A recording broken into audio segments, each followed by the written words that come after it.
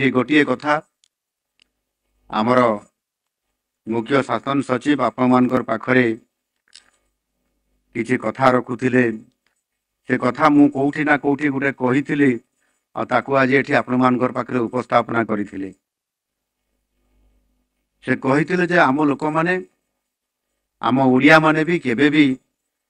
तांकर सोच रे तांको ब्रेन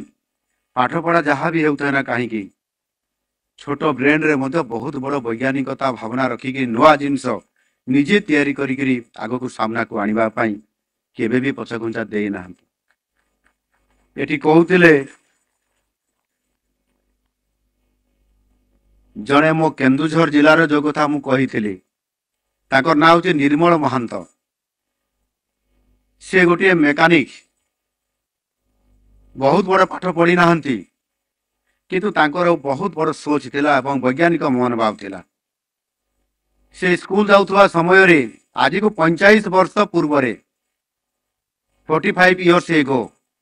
से जेते बड़े विद्यालय को जाउथिले सेते बड़े डायनामा साइकिल सब चालुथिला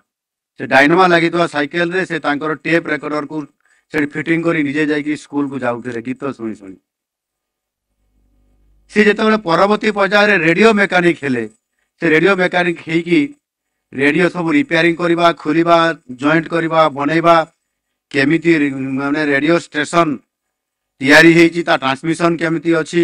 मु काहे की करि पारिबे नाही से निजे तैयारी करले केन्दुझर जिल्लार ठीक जोठी आपनकर 25 किलोमीटर पड़िबो टुवर्ड्स केन्दुझर रु आपनकर कलिकता रास्ता रे एनएच उपरे पड़िबो से गाँटी होची ता गाना होची से गाना होची चेमला एवं से चेमलार बासिंदा निर्मल महांत आम गाँ रु विभाग कर मो गाँ रु केन्दुझर जिलार मो गाँ रायकड़ा से मो भेणी हे से तैयारी करले रेडियो स्टेशन कटक जो रेडियो स्टेशन तैयारी हेची तार अनुरूप तैयारी करले एवं निज से गाँ रु से टेस्टिंग करला परे सेठू से रेडियो स्टेशन रु से कहले कहवा आरंभ करले आकाशवाणी चेमला कहले ताको गाँ होची चेमला आश्चर्यर कथा निजे ताकू निजे करले सब तैयारी करिके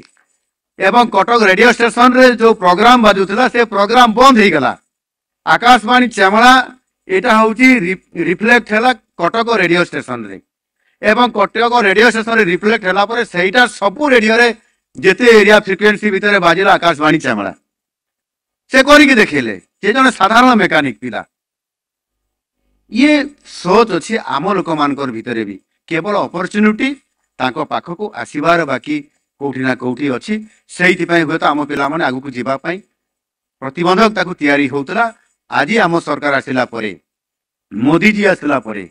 डबल इंजन सरकार आसिला परे आज सुजोग आम आज देबा पई जाउछंती।